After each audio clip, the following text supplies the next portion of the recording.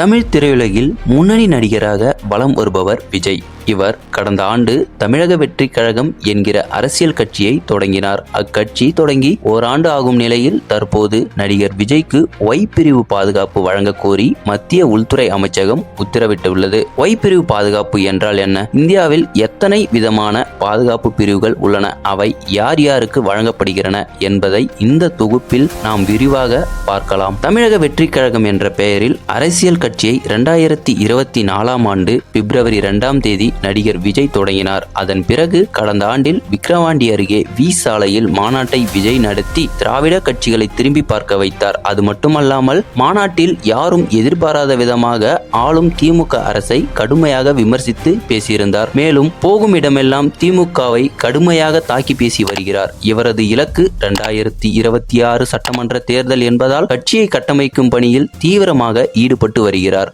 கடந்த சில நாட்களுக்கு முன் மாவட்ட செயலாளர்கள் மற்றும் பொறுப்பாளர்களை நியமித்தார். அக்கட்சியின் தேர்தல் வியூக பணிகளை ஜான் ஆரோக்கியசாமி கவனித்து வருகிறார். கட்சியில் புதிதாக இணைந்த ஆதவ் அர்ஜுனாவுக்கு பிரச்சார மேலாண்மை பிரிவு பொதுச் செயலாளர் பதவி வழங்கப்பட்டுள்ளது. மேலும் பிரபல தேர்தல் வியூக வகுப்பாளரான பிரசாந்த் கிஷோர் விஜய் 2 நாட்களாக ஆலோசனை நடத்தினார்.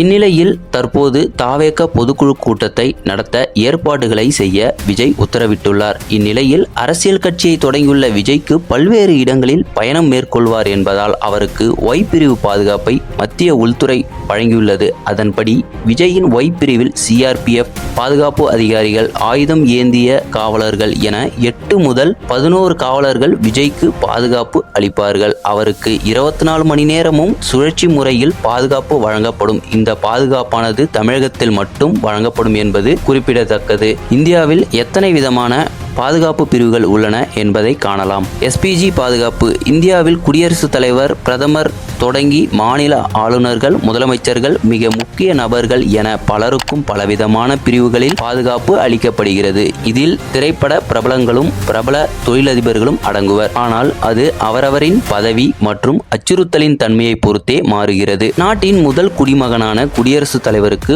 பாதுகாப்பை அளிப்பது 180 வீரர்களை கொண்ட மெய்காவலர் படை. இந்தியாவில் உள்ள முக்கியமான பாதுகாப்பு படை என்றால் அது எஸ்பிஜி எனப்படும் ஸ்பெஷல் புரொடெக்ஷன் குரூப் தான். முன்னாள் இந்திய பிரதமர் இந்திரா காந்தியின் படுகொலைக்கு பின்னர் தான் இந்த எஸ்பிஜி எனப்படும் ஸ்பெஷல் புரொடெக்ஷன் குரூப் உருவாக்கப்பட்டது. பிரதமர் மற்றும் அவரது நேரடி குடும்ப உறுப்பினர்கள் உலகில் எந்த மூலையில் இருந்தாலும் அவர்களின் பாதுகாப்புக்கான பொறுப்பை எஸ்பிஜி ஏற்றுக்கொள்ளும். துணை ராணுவ படையில் இருந்து தேர்ந்தெடுக்கப்பட்ட வீரர்களை கொண்டு கட்டமைக்கப்பட்ட இந்த அமைப்பு தான் தற்போதைய பிரதமர் மோடிக்கும் பாதுகாப்பை வழங்கிக் கொண்டிருக்கிறது. இந்த பிரிவில் மொத்தம் 3000 படை வீரர்கள் உள்ளன.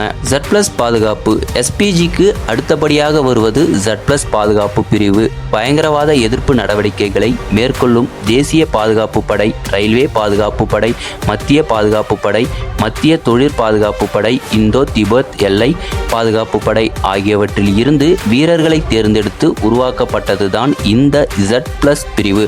முன்னாள் பிரதமர்கள், முன்னாள் குடியரசுத் தலைவர்கள், கடுமையான அச்சுறுத்தலுக்கு உள்ளான தலைவர்கள் ஆகியோருக்கு இந்த பிரிவு பாதுகாப்பை வழங்கி வருகிறது. தமிழக முதல்வர் ஸ்டாலினுக்கும் இந்த Z+ பிரிவு பாதுகாப்பு தான் வழங்கப்படுகிறது.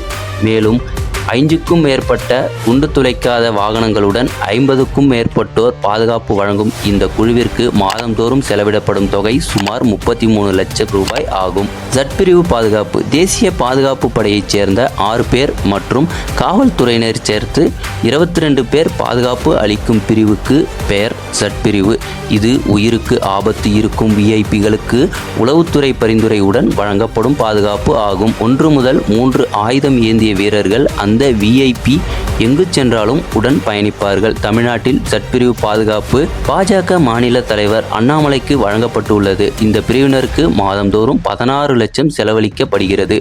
Y+ பாதுகாப்பு. இதற்கு அடுத்த இடத்தில் Y+ பாதுகாப்பு பிரிவு வருகிறது. குறிப்பிட்ட விஐபிக்கு தேசிய பாதுகாப்பு படை வீரர்கள் 4 பேர் பாதுகாப்பு அளிப்பார்கள். அதனுடன் 6 பேர் கொண்ட காவல் படை அவர்களது வீட்டிற்கு சுழற்சி அடிப்படையில் பாதுகாப்பு அளிப்பார்கள். சல்மான் கான் கங்கனா ரனாவத், ஷாருக் கான் போன்றோருக்கு இந்த பாதுகாப்பு அளிக்கப்பட்டு இருக்கிறது. இந்த பாதுகாப்பு படைக்காக மாதந்தோறும் 15 லட்சம் செலவழிக்கப்படுகிறது. இதற்கு அடுத்துதான் ஒய் பிரிவு பாதுகாப்பு வருகிறது. விஜய்க்கு ஏன் ஒய் பிரிவு பாதுகாப்பு கொடுக்கப்பட்டது? அந்த ஒய் பிரிவு பாதுகாப்பு தான் தற்போது தாவேக தலைவர் விஜய்க்கு வழங்கப்பட்டிருக்கிறது. இந்த பிரிவில் தேசிய பாதுகாப்பு படையை சேர்ந்த 1 அல்லது 2 வீரர்கள் உள்பட 8 காவலர்கள் இடம்பெறுவார்கள். இந்த பிரிவுக்கு மாதம் 12 லட்சம் ரூபாய் செலவிடப்பட்டு வருகிறது. நடிகர் விஜய்க்கு இந்த பாதுகாப்பு தமிழ்நாட்டில் மட்டும் வழங்கப்படும். விஜய் மீது முட்டை அடிக்க வேண்டும் என்று எக்ஸ் தளத்தில் சிலர் பேசியதால் அவர் பாதுகாப்புக்கு அச்சுறுத்தல் இருப்பதை கருத்தில் கொண்டு மத்திய உள்துறை அமைச்சகம் அவருக்கு ஒய் பிரிவு பாதுகாப்பு வழங்க உத்தரவிட்டிருக்கிறது. இதற்கு அடுத்தபடியாக எக்ஸ் பிரிவு உள்ளது. அது தேசிய பாதுகாப்பு படையினர் யாரும் இல்லாமல் உள்ளூர் காவல்துறையினரை மட்டுமே வைத்து வழங்கப்படும் என்பது குறிப்பிடத்தக்கது. இது போன்ற காணொளிகளை நீங்கள் காண வாய்ஸ் ஆஃப் குணா சேனலை சப்ஸ்கிரைப் செய்யவும்.